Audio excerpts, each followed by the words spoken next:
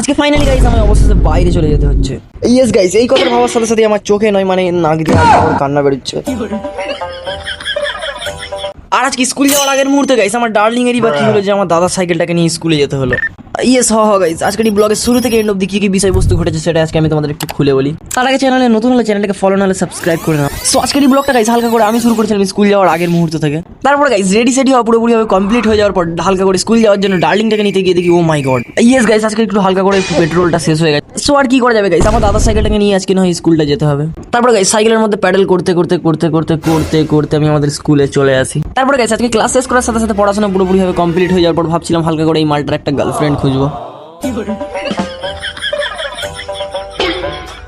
আর আজকে আপাতত গাইস ছুটি হওয়ার পর সাইকেলটাকে নিতে গিয়ে দেখি আরে সালা কে বেটা আমার সাইকেলটাকে শেষমেশ সালা বাথরুমের গায়ে লাগিয়ে দিয়েছে। যাই হোক গাইস আর দেরি না করে আমি স্কুল থেকে তাড়াতাড়ি বাড়ি চলে আসি এবং আমি আমার ব্লগটাকে সে একেবারে সন্ধ্যাবেলা আবার কন্টিনিউ করি।